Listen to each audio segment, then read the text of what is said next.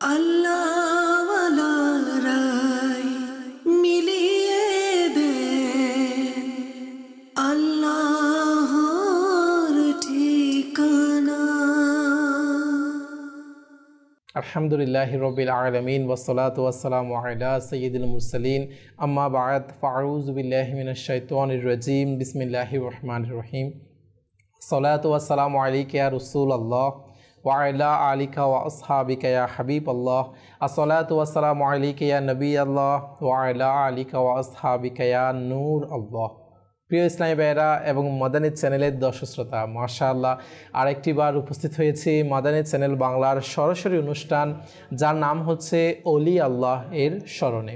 জি হ্যাঁ প্রিয় দর্শক, আমাদের এই অনুষ্ঠানের মধ্যে আমরা এমন আল্লাহ পাকের অলিদের জীবন নিয়ে আলোচনা করার সৌভাগ্য নসিব হয়, যাদের আলোচনা করলে আমাদের গুনাহের মাগফিরাতের মাধ্যম হয়ে যায় আলহামদুলিল্লাহ। তো এবং ইনারা কীভাবে আল্লাহ পাকের অলি হয়েছেন, কীভাবে আল্লাহ পাকের প্রিয় হয়েছেন, কীভাবে আল্লাহ পাকের সন্তুষ্টিতে তাদের জীবন অতিবাহিত করেছেন, আরও বিভিন্ন দিক নিয়ে আমাদের অনুষ্ঠানের মধ্যে আমরা এক এক দিন এক এক আল্লাহ পাকের নেককার বান্দাদের নিয়ে আমাদের আলোচনা করার সৌভাগ্য অর্জন হয়ে থাকে।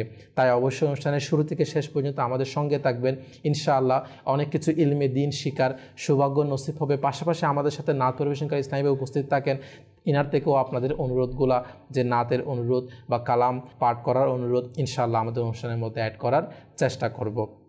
প্রিয় দর্শক, অনুষ্ঠানের শুরুতে যে দরুদ শরীফ পাঠ করেছি, এই দরুদ শরীফ পাঠ করার কেমন ফজিলত ও বরকত রয়েছে সে সম্পর্কে ফজিলত বর্ণনা করতে গিয়ে যিনি দাওয়াত ইসলামী প্রতিষ্ঠাতা শাইখে তরিকত আমির আহলে সুন্নাত মাওলানা মোহাম্মদ ইলিয়াস আত্তার কাদেরী রজবি জিয়াই দামাত বারকাতুহুমুল আলিয়া, ইনি আমাদেরকে দরুদ শরীফ পাঠ করার উৎসাহ প্রদান করতে গিয়ে তার লিখিত বিশ্ববিখ্যাত কিতাব, যেটি প্রায় 37 ভাষায় ট্রান্সলেট হয়েছে, যে কিতাবের নাম হচ্ছে ফাইজানে সুন্নত। জি হ্যাঁ, এই ফাইজানে সুন্নত কিতাবের মধ্যে, অর্থাৎ 37 ভাষায় বিভিন্ন রিসালা কিতাব ট্রান্সলেট হয়ে থাকে, তার মধ্যে একটি হচ্ছে ফাইজানে সুন্নত, যেটি অসংখ্য ভাষায় ট্রান্সলেট হয়েছে।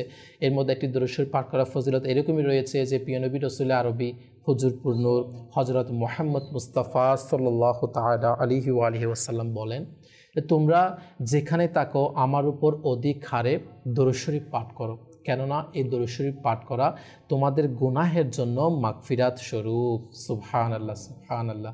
আমাদের গুনাহ মাগফিরাতের একটি মাধ্যম দরুদ শরীফ পাঠ করার মধ্যেও রয়েছে। তো আল্লাহ পাক আমাদেরকে বেশি থেকে বেশি পরিমাণে দরুদ শরীফ পাঠ করার সে সৌভাগ্য নসিব করুক, আমিন। আসুন মহব্বতের সাথে আমরা আরেকটি বার দরুদ শরীফ পাঠ করি। সাল্লু আলাল হাবিব সাল্লাল্লাহু তাআলা আলা মুহাম্মদ সাল্লাল্লাহু তাআলা আলাইহি ওয়া আলিহি ওয়াসাল্লাম। প্রিয় দর্শক, আলহামদুলিল্লাহ প্রতিটা অনুষ্ঠানের মধ্যেই আমরা আমন্ত্রণ জানিয়ে থাকি মুবাল্লিগে দাওয়াত ইসলামীদেরকে, জিনাদের থেকে আমাদের বিভিন্ন গুরুত্বপূর্ণ মাদানী ফুল শোনার সৌভাগ্য অর্জন হয়। সে সুবাদে আজকেও আমাদের মাঝে রয়েছেন, আমার ডান পাশে আমাদের ইকরাম হুজুর এবং আমার অপর পাশে আমাদের মাশাআল্লাহ ফুজাইল হুজুর, এবং আমাদের নাত পরিবেশক ইসলামী হিসেবে উপস্থিত রয়েছেন আমাদের নাসির ভাই মাশাআল্লাহ। তো আমন্ত্রিত সকল মুবাল্লিগে দাওয়াত আপনাদেরকে জানাই আমাদের পক্ষ থেকে আরেকটিবার আমন্ত্রণ মাশাআল্লাহ এবং শুভেচ্ছা। হুজুর, আজকে আপনাদের থেকে আমরা যে বিষয় সম্পর্কে জানবো সেটি কিন্তু খুব গুরুত্বপূর্ণ রয়েছে, এমনকি দর্শক সেই বিষয়ের দিকে, সে আলোচনার দিকে যাওয়ার আগে আমাদের অনুষ্ঠানের মধ্যে একটি সিস্টেম, একটি নিয়ম আমরা এরকমই রয়েছে যে নাতে রসুল বা কালাম আমাদের অ্যাড করার সৌভাগ্য অর্জন হয়। তো আসুন আমাদের নাসির ভাইয়ের কাছে প্রথমে আমরা যাব, দেখি আজকে আমাদের নাসির ভাই আমাদেরকে প্রথমে নাতে রসুল বা কালাম বা মানকাবাত কি শোনায়। জি নাসির হুজুর, কেমন আছেন আপনি? মাশাআল্লাহ। হুজুর, আজকে দর্শকের উদ্দেশ্যে আপনি আমাদেরকে প্রথমে কি শোনানোর নিয়ত করেছেন? মাশাআল্লাহ। সাল্লু আলাল হাবিব সাল্লাল্লাহু তাআলা আলা মুহাম্মদ সাল্লাল্লাহু আলাইহি ওয়াসাল্লাম। জি নাসির ভাই, বলছিলেন কিছু? ইনশাআল্লাহ আযওয়াজাল আমির আহলে সুন্নাতের লিখিত কালাম পাঠ করার চেষ্টা করব ইনশাআল্লাহ। মাশাআল্লাহ মাশাআল্লাহ। জি হুজুর। আসুন প্রিয় ইসলামী ভাইরা ও মাদানী চ্যানেলের দর্শক শ্রোতা, কালাম শ্রবণ করার আগে কিছু ভালো ভালো নিয়ত করে নি। আল্লাহ তার রাসূল সাল্লাল্লাহু আলাইহি ওয়াসাল্লামের সন্তুষ্টি অর্জন এবং সওয়াব হাসিলের নিয়তে কালাম শ্রবণ করব। আমিও নিয়ত করতেছি আল্লাহ তাআলা ও তার হাবিব সাল্লাল্লাহু আলাইহি ওয়াসাল্লামের সন্তুষ্টি অর্জন এবং সওয়াব হাসিল নিয়তে পাঠ করব ইনশাআল্লাহ। सल्ले अला रसूलिना सल्ले अला मुहम्मदीन सल्ले अला हबीबिना सल्ले अला मुहम्मदीन सल्ले अला करीमना सल्ले अला मुहम्मदीन सल्ले अला करीमना सल्ले अला मुहम्मदीन या रसूल अल्लाह या हबीब अल्लाह या रसूल अल्लाह या हबीब अल्लाह या रसूल अल्लाह या हबीब अल्लाह या रसूल अल्लाह या हबीब अल्लाह या रसूल अल्लाह या हबीब अल्लाह कीजिए मोहान तोमर दरबार या रसूल अल्लाह कीजिए मोहान तोमर दरबार या रसूल अल्लाह तोमर दरबार दोयर भंडार तोमर दरबार दोयर भंडार या रसूल अल्लाह या हबीब अल्लाह या रसूल अल्लाह या हबीब अल्लाह या रसूल अल्लाह या हबीब अल्लाह या रसूल अल्लाह या हबीब अल्लाह या रसूल अल्लाह या हबीब अल्लाह दो जहानेर तुमी बादशाह या रसूल अल्लाह दो जहानेर तुमी बादशाह या रसूल अल्लाह तुमी नबी देरो सरदार तुमी नबी देरो सरदार या रसूल अल्लाह या हबीब अल्लाह या रसूल अल्लाह या हबीब अल्लाह शून्य हाथे फिरनी क्यों तोमर दरबार होते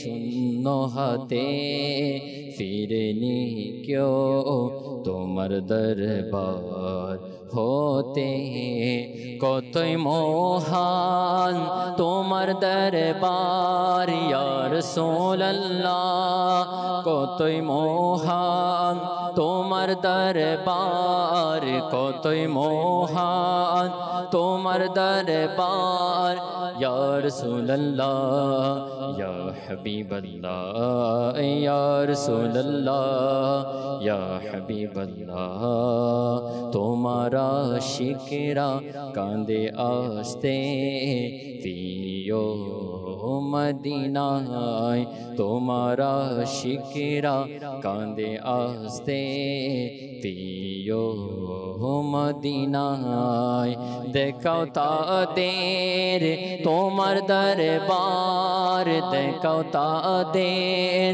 तोमर दरबार देखाओ तादेर तोमर दरबार या रसूल अल्लाह या हबीब अल्लाह या रसूल अल्लाह या हबीब अल्लाह या रसूल अल्लाह या हबीब अल्लाह या हबीब अल्लाह आतारेर पति दियो दयार दृष्टि हे नबी आतारेर पति दियो दयार दृष्टि हे नबी बोले दाओ ताके तोमर गोलाम बोले दाओ ताके तोमर गोलाम या रसूल अल्लाह या हबीब अल्लाह या रसूल अल्लाह या हबीब अल्लाह। প্রিয় ইসলামী ভাইয়েরা এবং মাদানী চ্যানেলের দর্শক শ্রোতা, আমাদের নাসির হুজুর থেকে মাশাআল্লাহ যে একটি কালাম অ্যাড করার সৌভাগ্য অর্জন হলো। প্রিয় আকা সাল্লাল্লাহু তাআলা আলাইহি ওয়া আলিহি ওয়াসাল্লাম এর দরবারে হাজিরি উপস্থিতি আল্লাহ পাক আমাদের সকলকে জীবনে একবার হলো নসিব করুক। জীবনে একবার হলো প্রিয় কাবার যে কালো গিলাফ দেখার সে সৌভাগ্য নসিব করুক, স্বচক্ষে দাঁড়িয়ে। হায় আল্লাহ পাক আমাদেরকে সেই দৃশ্য জীবনে একবার হলো নসিব করুক, আমিন আমিন। প্রিয় দর্শক, আলহামদুলিল্লাহ আমাদের এই অনুষ্ঠানের মধ্যে আমরা প্রথমেই বলেছি যে এক এক দিন এক একটা অনুষ্ঠানের মধ্যে আমরা আল্লাহ পাকের এক এক নেককার বান্দা বান্দির জীবনী নিয়ে আমাদের আলোচনা করার সৌভাগ্য হয়। তো সেই সুবাদে আজকেও আমরা এমন একজন মহান যে ইনার জীবনী সম্পর্কে আমাদের আলোচনা করার সৌভাগ্য হবে। তিনি হচ্ছেন হযরত সৈয়দাতুনা রাবেয়া বসরিয়া রহমতুল্লাহি তাআলা আলাইহা। জি হ্যাঁ, আজকে আমাদের সমাজের মধ্যেও ইসলামী বোন যে মেয়ে মহিলা যে ইনাদেরও আমাদের মা বোনরাও রয়েছে, আমাদের পরিবারের মধ্যে আমাদের সমাজের মধ্যে ইসলামী বোনরা রয়েছে। এনাদেরও জীবন অতিবাহিত হয়। আর পূর্ববর্তী আমাদের সেই মহান যে সৈয়দাতুনা রাবেয়া বসরিয়া রহমতুল্লাহি তাআলা আলাইহা, ইনারও দুনিয়াতে জীবনযাপন করে গিয়েছেন।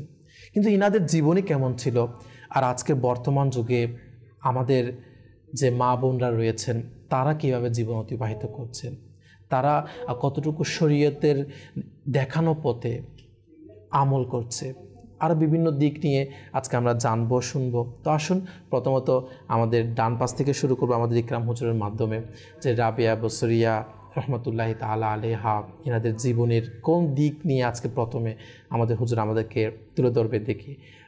জি হুজুর। রওয়ায়াতের মধ্যে রয়েছে হযরত সৈয়দাতুনা রাবিয়া বসরিয়া রহমতুল্লাহি তাআলা আলাইহা, তিনি একদিন যাচ্ছিলেন একটা কাফেলায় সহকারে। তো প্রতিমধ্যে কাফেলা লুণ্ঠন হলো, ডাকাত দল এসে হামলা করলো।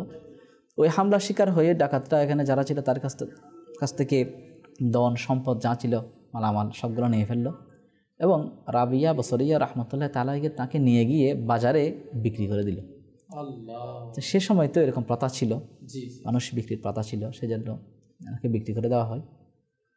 তো উনি যার কাছে তাকে বিক্রি করে দেওয়া হয়েছিল, ওই মনিব তার কাছ থেকে অধিক পরিমাণে কাজ আদায় করত। আচ্ছা, মানে বেশি কাজ করা, স্বাভাবিকত যেরকম যাদের হয়তো গোলাম বলা হতো বেশিরভাগ, তখন তাদেরকে যেভাবে কাজ করা তার সাথে বেশি কাজ করানো হতো। হ্যাঁ, বেশি কাজ করানো হতো।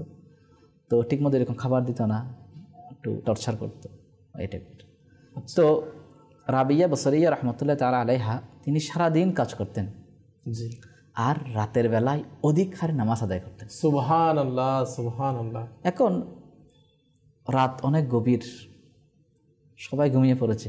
জি, রাবিয়া বসরিয়া রহমতুল্লাহ তাআলা আলাইহা তিনি নামাজ আদায় করছেন এবং আল্লাহ পাকের দরবারে কান্না করছেন। হায় আল্লাহ, এবার ইলাহি তুমি জানো আমি এমন একজন মনিবের সাথে রয়েছি যিনি আমার কাছ থেকে অধিক হারে কাজ আদায় করে থাকেন। আল্লাহ, আমি ঠিকমতো তোমার ইবাদত করতে পারি না। জি, এখানে একটা জিনিস লক্ষণীয়, সেটা হচ্ছে মাদানী-ফুল হচ্ছে এটা, জি, বুজুর্গরা কখনো কিন্তু আবার ফরজ নামাজ কাজা করেননি। আল্লাহ, যেমন কষ্ট হোক আদায় করেছেন, যত বেশি কাজ থাকুক। কিন্তু এটার অর্থ হচ্ছে এটা তিনি অধিক হারে ওই সময় নফল নামাজ আদায় করতে পারতেন না, আদায় করতে পারতেন না, কিন্তু ফরজগুলো আদায় করতেন। জি, তিনি এইভাবে বলে যাচ্ছেন, কান্না করছেন। এখন কান্নার আওয়াজ যখন শুনলো, তখন মনিব ঘুম থেকে উঠে গেল। তিনি জাগ্রত হয়ে চিন্তা করতে, কী ব্যাপার, এত রাতে কে কান্না করে? জি, এবং কান্নার আওয়াজ করতে আসতে লাগলো। আচ্ছা, তিনটা খুঁজতে দেখলো ওই বাদির ঘর থেকে, রাবিয়া বসরিয়া রহমতুল্লাহ তাআলা ঘর থেকেই কান্নার আওয়াজ আসতে লাগলো। তখন তিনি চুপ করে সবকিছু শুনছেন, তিনি কি বলে, কান্নার মধ্যে কি দোয়া করছে সেগুলো শুনছেন। আচ্ছা, তখন রাবিয়া বসরিয়া রহমতুল্লাহ তাআলা বলতে লাগলেন যে আল্লাহ আমাকে তুমি ক্ষমা করে দাও এবং বেশি বেশি ইবাদত করতে পারি সেই শক্তি সামর্থ্য দান করো। সুবহানাল্লাহ সুবহানাল্লাহ, তুমি আমার অপারগতা সম্পর্কে জানো।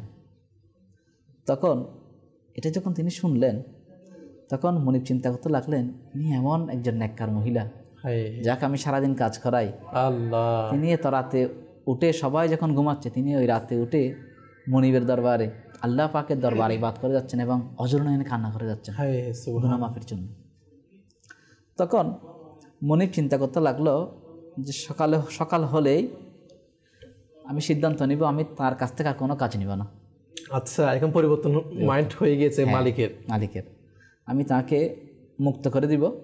জি, এতদিন তো উনি আমার খেদমত করেছে, এবার আমি নিয়ত করছি আমি তার খেদমত করব। হায় সুবহানাল্লাহ, সুবহানাল্লাহ। সকাল হতেই তিনি ডাকলেন, ডেকে বললেন যে হে আল্লাহর আউলিয়া রহমতুল্লাহ তাআলা আলাইহা, আপনি আমাকে ক্ষমা করে দেন। আল্লাহু আকবার। আমি আপনাকে মুক্ত করে দিয়েছি, আজাদ করে দিয়েছি। সুবহানাল্লাহ। তবে আপনার কাছে একটা আবেদন হচ্ছে, অনুরোধ হচ্ছে এটা, আপনি এখানেই থাকুন। আচ্ছা, এবং যদি দয়া করেন যদি আমাকে একটু আপনার যদি খেদমত করার সুযোগ দেন, আমি নিজেকে বড় সৌভাগ্যবান মনে করি। আল্লাহু আকবার, সুবহানাল্লাহ, সুবহানাল্লাহ। মালিক বলছেন এটা যে আমি যদি আপনার যদি আপনি খেদমত করতে পারি, আপনার সেবা করতে পারি, আমি নিজেকে সৌভাগ্যবান মনে করব। সুবহানাল্লাহ। তখন রাবিয়া বসরিয়া রহমতুল্লাহ তাআলা আলাইহা তিনি আবার ইবাদতের মধ্যে লিপ্ত হয়ে গেলেন। এখান থেকে মাদানী ফুল হচ্ছে আজকে আমরা আমাদের যারা ইসলামী বোনরা রয়েছে, জি জি, আমরা দোহাই দিই যে বাচ্চা বড় হচ্ছে, তার লালন পালন, তার টেক কেয়ার করার জন্য সকালে স্কুলে যেতে হবে, তার জন্য খাবার রান্না করতে হবে, সব কিছু পরিবেশন করতে হবে। এত কাজের মধ্যে কীভাবে নামাজ আদায় করবে? ফজরের নামাজ পড়তে উঠলে তো এদিকে সকালে আবার 7টা-8টা বাজে উঠতে পারবো না, যে ছেলের কাজ, সারাদিন রান্না, এই ঝামেলা, সংসারের ঝামেলা, নামাজ কীভাবে আদায় করবো? হ্যাঁ, গরমের দমন সময় মেহমান আসলো, মেহমানদারি করা ভালো, অবশ্য উত্তম কাজ, কিন্তু করতে করতে এত বিভোর হয়ে গেলাম আমার ফরজ নামাজও চলে যাচ্ছে, কাজা হয়ে গেল। তো এই তাহলে আমরা যদি চিন্তা করে দেখি, রাবিয়া বসরিয়া রহমতুল্লাহ তাআলা আলাইহা তিনি মনিবের খেদমত করেছেন, সব কাজ করেছেন, কিন্তু আল্লাহ পাকের দরবার থেকে তিনি দূরে সরে যান নাই। তার জন্য মাদানী ফুল হচ্ছে এটা।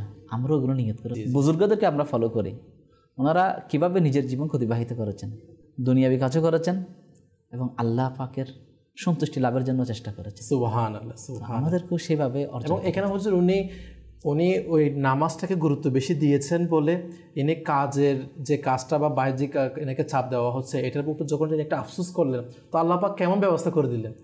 আমরা আজকে যারা হয়তো উসিলা দিচ্ছি যে না আমার এটা পারিবারিক সমস্যা, এটার কারণে আমি নামাজটা পড়তে পারছি না, কিন্তু যখন আমি নামাজটাকে আগে বেছে নিব তখন আমার বাকি সমস্যাগুলো হুজুর সমাধান চলে আসবে। আসলে আমরা একটা প্রবাদ বাক্য বলে থাকি যে ইচ্ছা থাকলে উপায় হয়।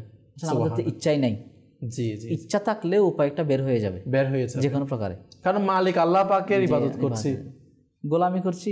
এখানে আবার সমস্যা কি? রাজার কাছে গিয়ে হাত পাততে লজ্জা লাগে, তো আল্লাহ পাকের দরবার হাত পাততে লজ্জা নেই। কারণ যিনি আজকে 50 বছর 60 বছর না চাইতে সবকিছু দিয়েছেন, বলার আগে সবকিছু করে দিয়েছেন, বলার আগে সবকিছু নিয়ামত আমাকে দিয়ে দেওয়া হয়েছে। জি জি, তো অভিযোগ করার কোনো সুযোগই নেই। সে জায়গায় তার শুকরিয়া আদায় করি না। আর যখন মুসিবতে পড়ে, বিপদের যখন সম্মুখীন হই, তখন আমরা অভিযোগ করে থাকি যে আল্লাহকে এটা কোন অপরাধের কারণে হয়েছে আমি তো জানি না। অভিযোগ করি কোন অপরাধের কারণে, আমি জানবো না কেন, আমি তো সব কিছুই জানি। যে সকাল থেকে সন্ধ্যা অবধি কী করে যাচ্ছি, গুনাহের কাজে কীভাবে লিপ্ত হয়ে যাচ্ছি।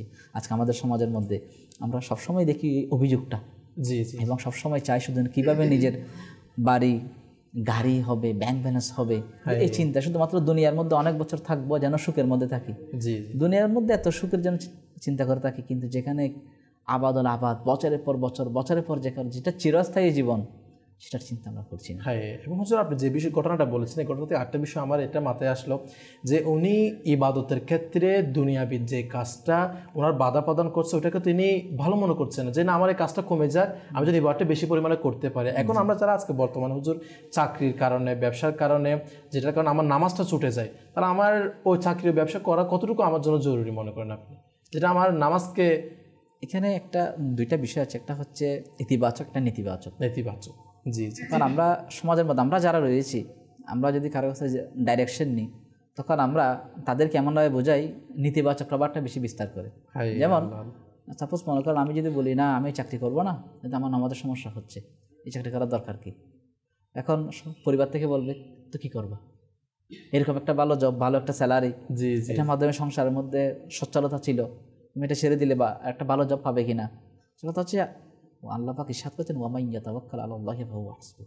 জি জি, যে আল্লাহ পাকের উপর ভরসা করে আল্লাহ পাকে তার জন্য যথেষ্ট। নিঃসন্দেহে ভরসা তো আমরা করছি টাকার উপর, আল্লাহ পাকের দয়ার উপর নয়, করি না।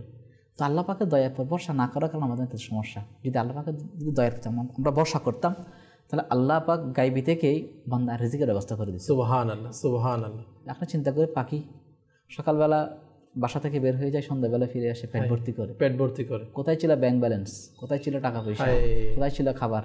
রিজিক ব্যবস্থা করে দেয় না, ব্যবস্থা করে দিয়েছে।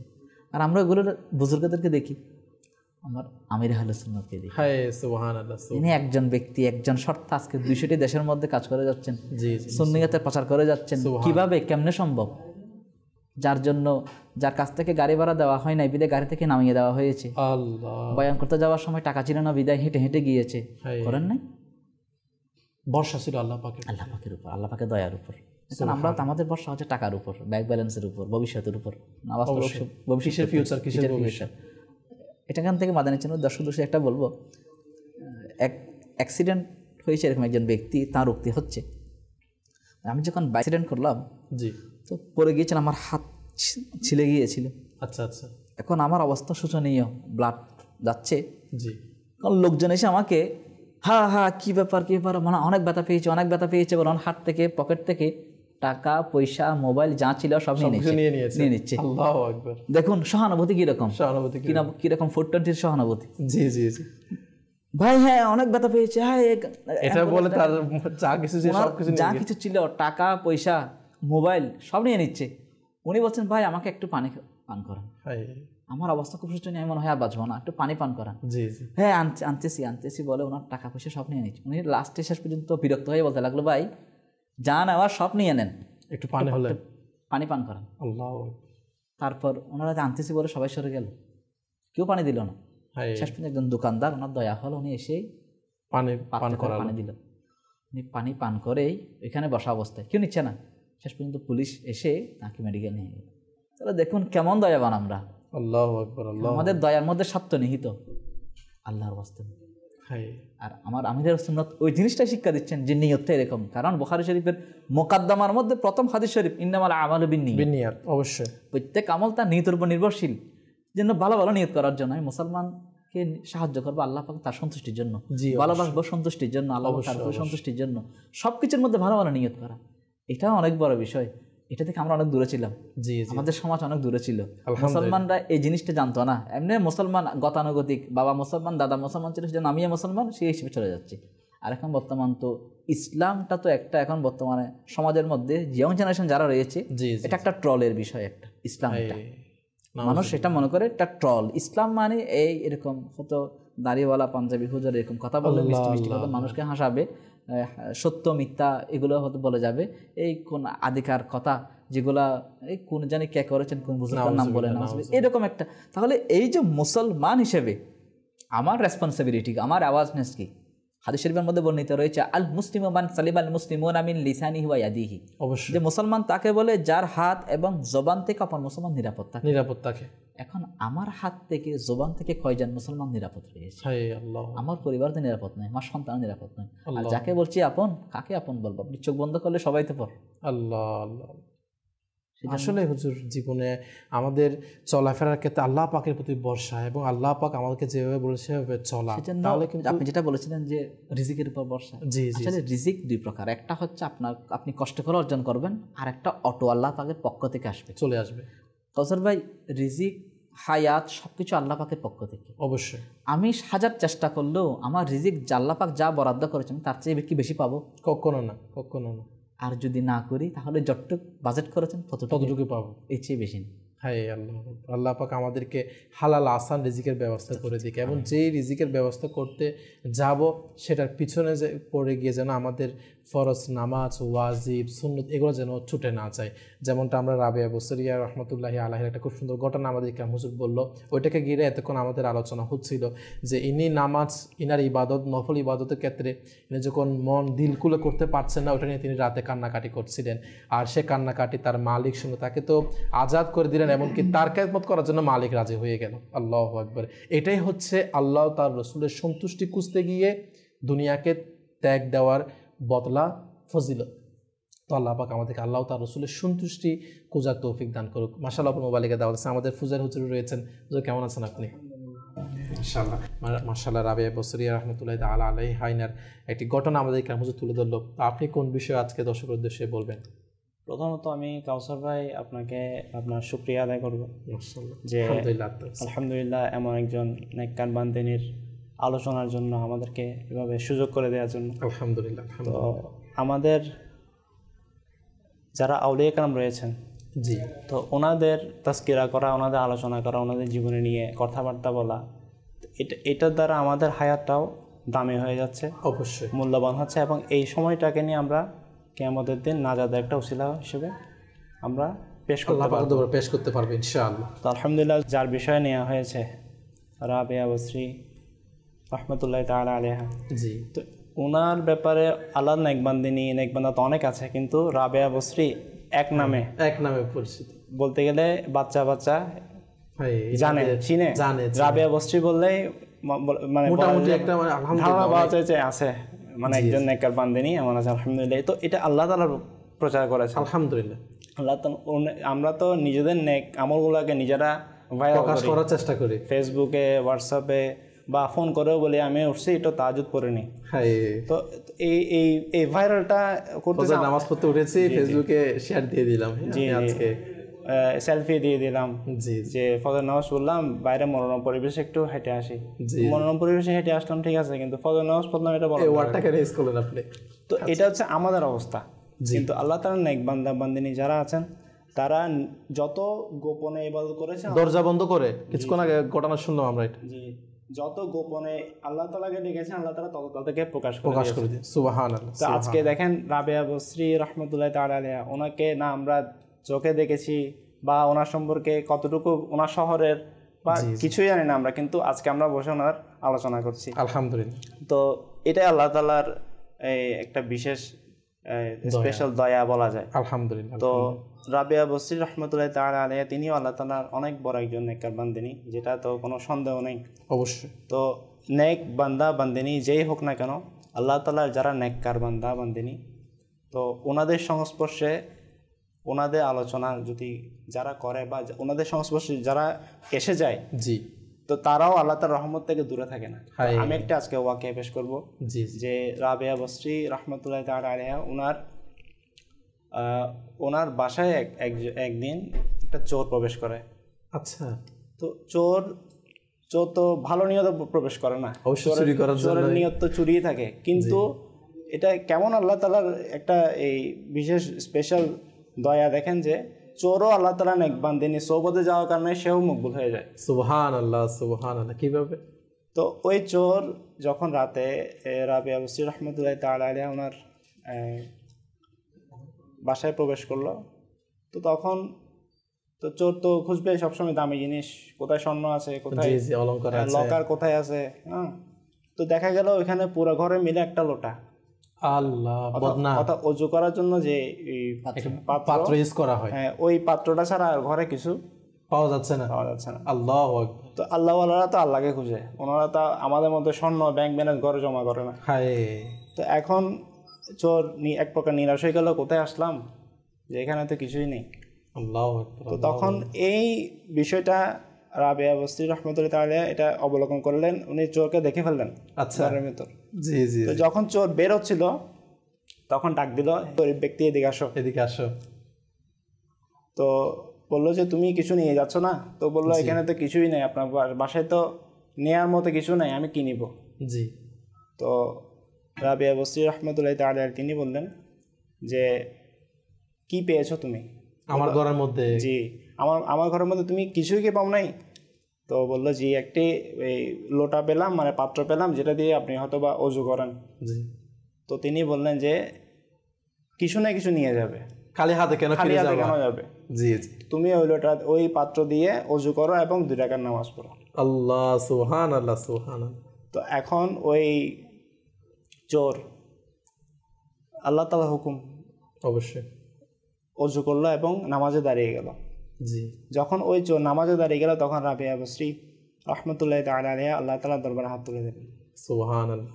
যে হে আল্লাহ আযজা ওয়া জাল, এই গরিব ব্যক্তি, আমরা তো চোর পাইলে একে মারবো, ধরবো, ফোন করবো পুলিশকে, অবস্থা করে ফেলবো, কিন্তু আল্লাহ তাআলা নেক বান্দা বান্দিনীদের এটার ধরন কিরকম, তারা চাচ্ছে যে এ কিছু পেয়ে যাক, যেহেতু আমার কাছে আসছে তাকেও আমার মাওলার সাথে কি সম্পর্ক করিয়ে দেয়। সুবহানাল্লাহ, সুবহানাল্লাহ। তো তখন তিনি আল্লাহ তাআলা দরবারে দোয়া করলেন যে হে আল্লাহ আযজা ওয়া জাল, এই তোমার এই বান্দা আমার কাছে আসছে, কিন্তু আমার কাছে তো কিছু নাই, আমি তোমার দরবারে দাঁড় করে দিয়েছি, আল্লাহু আকবার, তুমি তাকে তোমার ধনভাণ্ডার থেকে দান করো। সুবহানাল্লাহ, সুবহানাল্লাহ। তো আলহামদুলিল্লাহ আযজা ওয়া জাল, তো আল্লাহর ওলিয়ার দোয়া এটা কিভাবে বিফল হবে।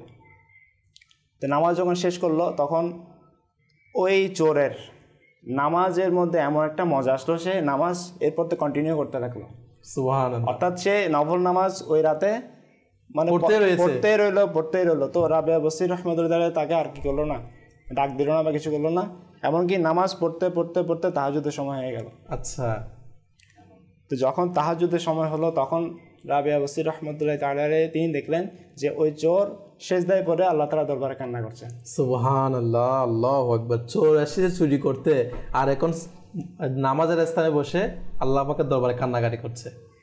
তো আলহামদুলিল্লাহ আযজা ওয়া জাল্লা, এই যে আল্লাহ তাআলার নেক বান্দা বান্দিনী, ওনাদের সোহবতে গেলেও যারা গুনাহগার, যারা বদকার, নিঃসন্দেহে তো তারাও কি আল্লাহ তাআলা দয়া থেকে মেহরুম থাকে না, তারাও দামি হয়ে যায়। সুবহানাল্লাহ, সুবহানাল্লাহ। তো যখন ওই ব্যক্তি সকালবেলা ফজরের নামাজ শেষ করলো, ওই চোর জি নামাজ পড়ে যখন সে যেতে লাগলো, বিদায় নিতে লাগলো রাবেয়া বসির রহমতুল্লাহ তাআলার কাছ থেকে, জি। তো তখন রাবেয়া বসির রহমতুল্লাহ তাআলা তাকে জিজ্ঞেস করলো যে তুমি কি কিছু পাওনি? জি জি।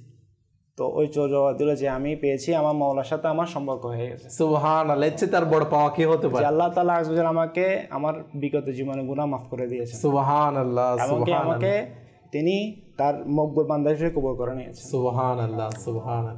তো রাবেয়া বসির রহমতুল্লাহ তাআলা আলাইহা ওই চোর যাওয়ার পর জি দেখেন ওনার মধ্যে এই অহংকারটা আসে নাই যে আমার কাছে আসছে, আমি ধরাই দিছি, আমি তুলে দিছি, এখন আল্লাহ ওয়ালা হয়ে গেছে আমার মাধ্যমে।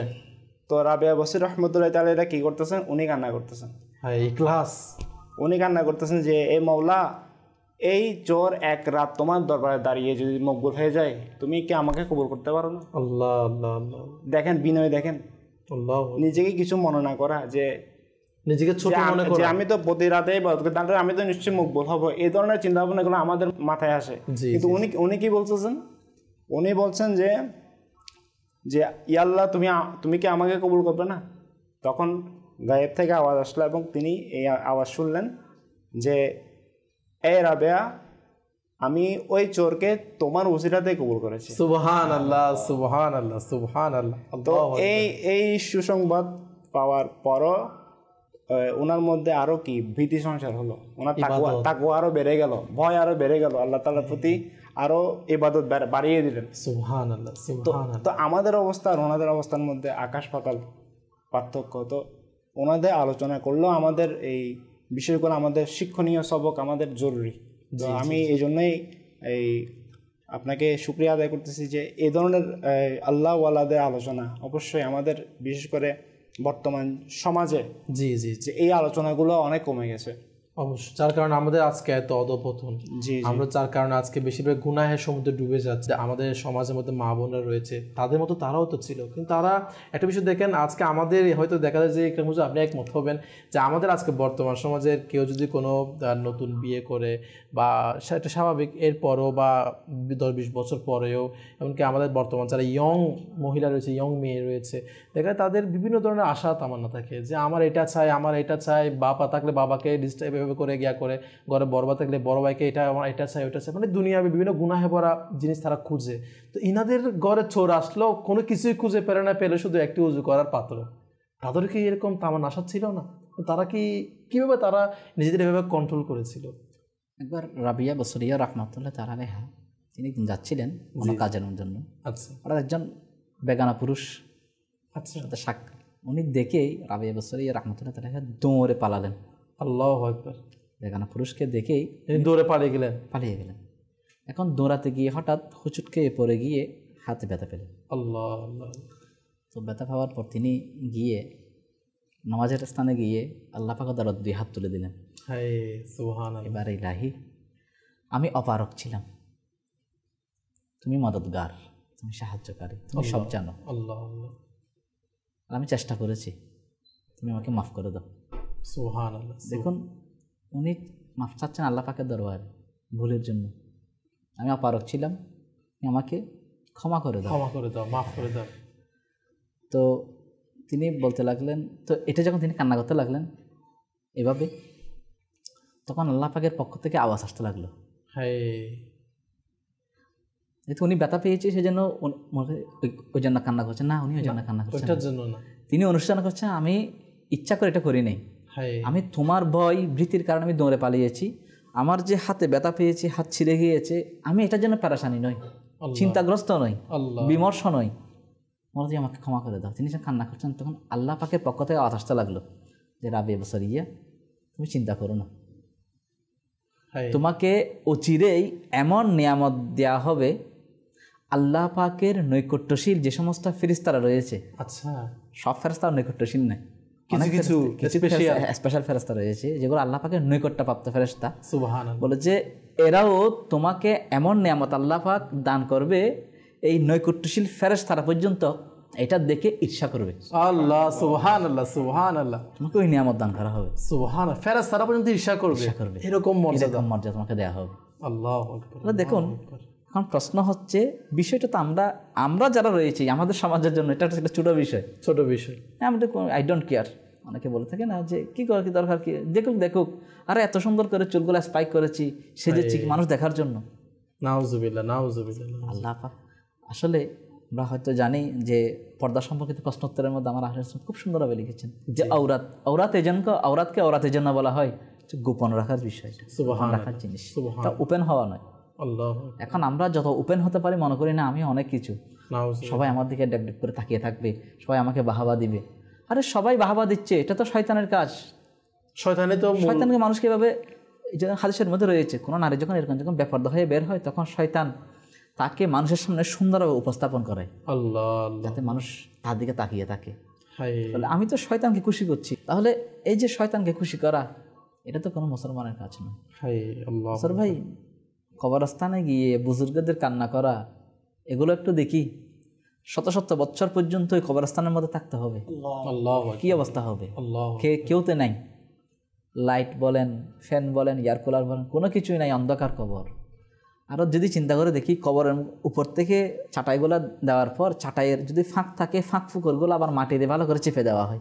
ইকরাম হুজুর, একটা বিষয় যদি বলি, আপনি যেটা বললেন কবরের কথা, হ্যাঁ, এই যে চামড়া রয়েছে, এটা এখন একটা অনেক মানে তকতকে, মরে যাবো, এটা তো আসছে অবশ্যই। যারা একটা বিষয়, আমি মত যে কোনো সময় আসতে পারে, অনেকে বৃদ্ধ যখন হয়ে যায়, আমি বৃদ্ধ হওয়ার পর একটা জায়গায় কবর যাবো, একটা রুলস, সাধারণ একটা বিষয় বলছি, তাহলে বৃদ্ধ যখন হয়ে যায়, চামড়াটা যখন কষে পড়ে, তখন কিন্তু আর এটার কোনো দাম নেই। আজকে আমি যুবক রয়েছি, যুবতী রয়েছি, যে আমার চামড়ার যে দাম, যে আজকে এটার যে আমি গর্ব করে এটাকে মানুষকে দেখাচ্ছি, আজকে আমার যে সৌন্দর্য এটাকে মানুষকে দেখাচ্ছি, তাহলে কতক্ষণ রয়েছে না?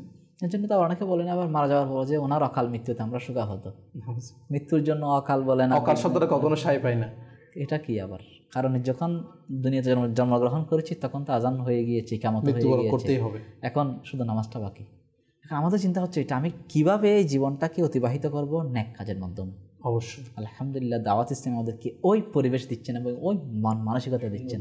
আজকে ইসলামী বোনেরা আজকে যারা দেখছেন তাদেরকেও বলবো যে দাওয়াত ইসলামের সাথে সম্পৃক্ত থাকুন। এবং আমরা যে বলি না, যে প্রথমে যে আয়াত শরীফ বললাম যে তা'মুরুনা বিল মারুফ ওয়া তানহাউনা আনিল মুনকার, ভালো কাজের আদেশ দেওয়া, অসৎ কাজ থেকে বিরত রাখা, এটা চারটিখানে কোনো কথা নয়। ভালো কাজের আদেশ দেওয়া, এই যে ফুজাল ভাই বললো, রাবিয়া বসরিয়া রহমতুল্লাহ তাআলা জবানে পাক থেকে বলতে লাগলো, আল্লাহ আমার যতটুকু দায়িত্ব আমি ততটুকু করে দিয়েছি, আমি তাকে যাই নামাজের মধ্যে দাঁড় করে দিয়েছি, এখন আমার আর কোনো হাত নেই, এখন তোমার কাজ। সুবহানাল্লাহ, সুবহানাল্লাহ। আমার যতটুকু বন্ধা হিসেবে করার দরকার আমি তাতে ততটুকু করে দিয়েছি, আমার দায়িত্ব এখন শেষ, এখন তোমার কাজ, এখন তুমি কি করো? কান্না করে যাচ্ছেন। বুজুর্গীদের দরবার তো হচ্ছে এরকম যে বুজুর্গদের দরবারে যাবে গুনাহগার হয়ে ব্যক্তি, আর ফিরে আসবে নেককার হয়ে। সুবহানাল্লাহ, সুবহানাল্লাহ। বুজুর্গদের দরবারে দাওয়াত, এই জন্য তো আমরা বলি যে দাওয়াত দিই যে আপনি আল্লাহ তাআলা যারা নেককার বান্দা তাদের সোহবতে যান, তাদের সংস্পর্শ অবলম্বন করুন। হয়তো আপনি যে গুনাহগার কিন্তু তাদের সংস্পর্শে যাওয়া, এটা কিন্তু হাজার বছর ইবাদত চাইতেও বলা যেতে পারে, এটা অনেক উত্তম রয়েছে। তো আল্লাহ পাক আসলে আমাদের বোঝার তৌফিক দান করুক এবং আউলিয়ায়ে কিরামদের মর্যাদাও বোঝার তৌফিক দান করুক, যে ইনারা কত মর্যাদাবান, এনাদের সংস্পর্শেও ইনারা তো আল্লাহ আল্লাহ, ইনারা নেককার রয়েছে, এনাদের সংস্পর্শেও যারা যায় তারাও দামি হয়ে যায়। যেরকম আমরা আজকের আলোচ্য বিষয় ছিল আমাদের রাবিয়া বসরিয়া রহমতুল্লাহি তাআলা আলাইহা, ইনার জীবনী নিয়ে আমরা আলোচনা করছিলাম। ইনার ঘরের মধ্যে চোর আসলো, আর চোর ফিরে যাওয়ার সময় আল্লাহর ওলি হয়ে ঘরে তার ফিরে গেল। তো এটাই হচ্ছে আউলিয়া কেরামদের শান-ও-মান। আমাদের অনুষ্ঠান অলি আল্লাহদের স্মরণে, তো ইনাদের স্মরণ করার কারণ হচ্ছে এটাই, যেন আমরা আমাদের কিছু সংশোধন হয়ে যায়, আমাদের জীবনে যেন আমরা কিছু পরিবর্তন করি। তো আল্লাহ পাক আমাদের বোঝার এবং আমল করার তৌফিক দান করুক। আরও ইনশাআল্লাহ আলোচনা করব, শুনবো, জানবো রাবিয়া বসরিয়া রহমতুল্লাহি তাআলা আলাইহিনা জীবনী সম্পর্কে। আল্লাহ পাক আপনাদেরকে উত্তম প্রতিদান দান করুক। যেমনটা আমাদের সাথে ফেসবুক শেখ মনির ভাই মাশাআল্লাহ কমেন্ট করেছেন, মোহাম্মদ জাহিদ ভাই আমাদের সাথে রয়েছেন, মোহাম্মদ নূর হোসেন ভাই মাশাআল্লাহ আমাদের সাথে রয়েছেন। তিনি কমেন্ট করেছেন, হুজুর অনেক দিন পর অনুষ্ঠান, খুব ভালো লাগছে। মাশাআল্লাহ আমাদের অ্যাকচুয়ালি বিভিন্ন স্পেশাল ট্রান্সমিশনও থাকে, তো এর পরে আমাদের বিভিন্ন ধারাবাহিক অনুষ্ঠানগুলো চলমান থাকে। তো সামনে আরও মাশাআল্লাহ আগমন হতে যাচ্ছে অলিদের সরদার আমার হুজুর গৌসে পাক রহমতুল্লাহি তাআলা আলাইহি, ইনার মাশাআল্লাহ স্পেশাল ট্রান্সমিশনও সামনে আমরা দেখতে পারবো, জানতে পারবো। তো ইনশাআল্লাহ মাদানী চ্যানেল বাংলা নিজেও দেখি, অপরকেও দেখার দাওয়াত প্রদান করি। এভাবে মাশাআল্লাহ অনেক দর্শক আমাদেরকে কমেন্ট করেছে, আসসালামু আলাইকুম। ওয়ালাইকুম আসসালাম রহমতুল্লাহি ওয়া বারাকাতুহু। হুজুর আমার একটি প্রশ্ন, দরুদ শরীফ কি হেঁটে হেঁটে পড়া যায়? আসলে হুজুর দরুদ শরীফ এটা এমন একটি বিষয় যেটি আপনি শরীর পাক রয়েছে বা বিভিন্ন সময় আপনি এটা হাঁটতে হাঁটতে বলেন, বিভিন্ন ক্ষেত্রে আপনি এটা পড়তে হয়। আর তো মুক্ত জাবান তো নাপাক তো কখনো এটা হয় না। তো এর দরুদ শরীফ জিকির আজকার এর মধ্যে মাশাআল্লাহ এটা ডিটেলস রয়েছে। মাশাআল্লাহ দরুদ শরীফের সমাহার, এমনকি জিয়ায়ে দরুদ সালামের মধ্যে ফজিলত বর্ণনা করা হয়েছে। তো আল্লাহ পাক আমাদেরকে দরুদ শরীফ বেশি থেকে বেশি পরিমাণে পাঠ করার তৌফিক দান করুক। কিছু কল অ্যাড করব, যে আমাদের কল শুনিয়ে দিন। আমার নাম মোহাম্মদ নজরুদ্দিন, আমি নারায়ণগঞ্জ থেকে বলছি। গজল শুনতে চাই, গজলটি হইল সোনার মদিনা প্রাণের মদিনা। মাশাআল্লাহ মাশাআল্লাহ, আমাদের সাথে আমাদের নাসির ভাই রয়েছে, চেষ্টা করবে ইনশাআল্লাহ আপনাদের অনুরোধ পূরণ করার জন্য। আমাদের সঙ্গে থাকুন ইনশাআল্লাহ। জি, পরবর্তী কল। আমি দিনাজপুর থেকে বলতেছি। আমার নাম মোহাম্মদ সিরাজুল মুস্তাকিম শাফি। আমি একটা নাচ শুনতে চাই, ভালোবাসি ভালোবাসি প্রিয় নবীকে। মাশাআল্লাহ মাশাআল্লাহ, ইনশাআল্লাহ আপনাদের অনুরোধগুলোও 200 আকারে পড়ার চেষ্টা করে। পাশাপাশি আমাদের নাসির ভাইও কি নাথ শরীফ বা কালাম পড়ে ইনশাআল্লাহ সেটি শোনার সৌভাগ্য অর্জন করবো। জি নাসির ভাই। হে আরবের মোর প্রান্তর, তোমার বসন্ত কে সালাম। হে আরবের মোর প্রান্তর, তোমার বসন্ত কে সালাম। তোমার পবিত্র ফুলকে আর কাটা কে সালামে। আরবের মোর প্রান্তর, জবলে নোরো জবলে সর और তাদের গোহা কে সালাম। জবলে নোরো জবলে সর और তাদের গোহা কে সালাম। নূর বর্ষিত পাহাড়ের সারিগুলো কে সালাম। নূর বর্ষিত পাহাড়ের সারিগুলো কে সালাম। হে আরবের মোর প্রান্তর, তোমার বসন্ত কে সালাম। আলোকিত সবুজ গুম্বজের উপর হোক রহমত সদা। আলোকিত সবুজ গুম্বজের উপর হোক রহমত সদা মসজিদে নববীর নুরানি মিনার গুলো কে সালাম মসজিদে নববীর নুরানি মিনার গুলো কে সালামে আরবের মরু প্রান্তর তোমার বসন্ত কে সালামে আরবের মরু প্রান্তর সমাহিত হলো যে তা নবীর সাহাবা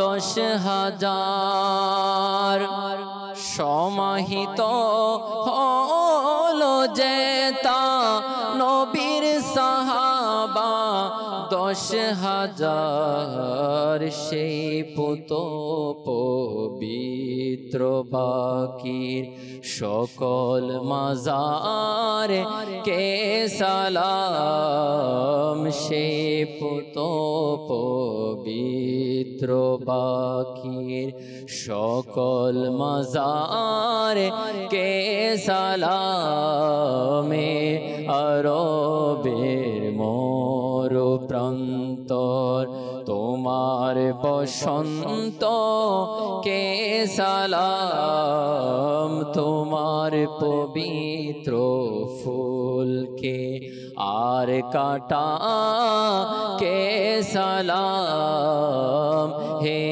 আরবের মরু প্রান্তর তোমার বসন্ত কে সালাম হে আরবের মরু প্রান্তর সাল্লাল্লাহু আলাল হাবিব সাল্লাল্লাহু তাআলা আলা মুহাম্মদ সাল্লাল্লাহু তাআলা আলাইহি ওয়া আলিহি ওয়াসাল্লাম।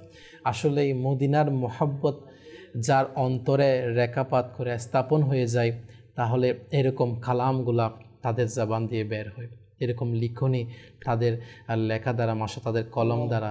আল্লাহু আকবার।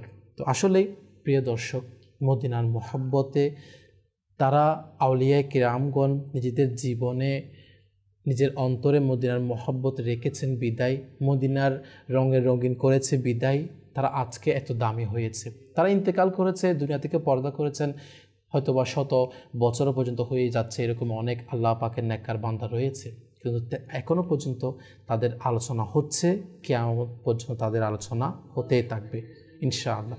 তো ফুজাইল ভাই, আপনার কাছে আরেকটু আলোচনা শোনার সৌভাগ্য অর্জন করবো যে রাবেয়া বসরিয়া রহমতুল্লাহি তাআলা আলাইহা, ইনার জীবনের আপনি আর কোন দিক নিয়ে আলোচনা করবেন?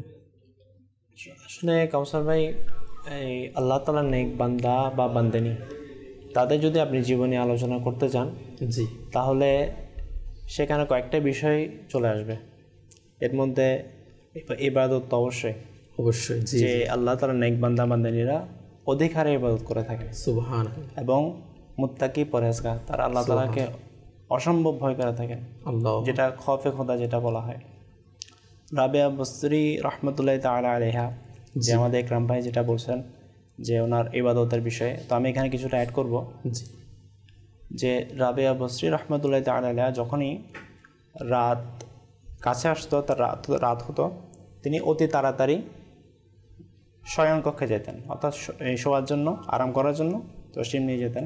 জি, কিন্তু যখন শোয়ার জন্য যেতেন, তখন নিজেকে বলতেন, হে রাবেয়া, যে এই রাতটা যদি তোমার শেষ রাত হয়, হায় আজকে তুমি যে এখন শয়ন করতে যাচ্ছ, তুমি যে আরামে ঘুমিয়ে যাবে, ঘুমের মধ্যে যদি তোমার রূহ কবজ হয়ে যায়, এই রাত যদি তোমার শেষ রাতে, তখন তুমি তো আর আল্লাহ তাআলাকে সেজদা করতে পারবে না। এভাবে নিজেকে নিজে, অর্থাৎ নিজের ওই ফিকরের মধ্যে আমরা যেটাকে বলি, জি জি জি, নিজের আমলের হিসাব, নিজেকে নিজে কি করা, তো তিনি এটা নিজেকে নিজে করতেন। তখন তিনি বিছনা ছেড়ে দিতেন এবং ওযু করে সারা রাত নামাজে দাঁড়িয়ে যেতেন। সুবহানাল্লাহ, এবং নামাজে দাঁড়িয়ে তিনি তাহাজ্জুদ পর্যন্ত এবং ফজর নামাজ পর্যন্ত, অর্থাৎ ফজর নামাজ পড়েই তিনি কী করতেন, নিজেকে অর্থাৎ এই একটু আরামের জন্য তিনি এই আবার বিছনার কাছে যেতেন।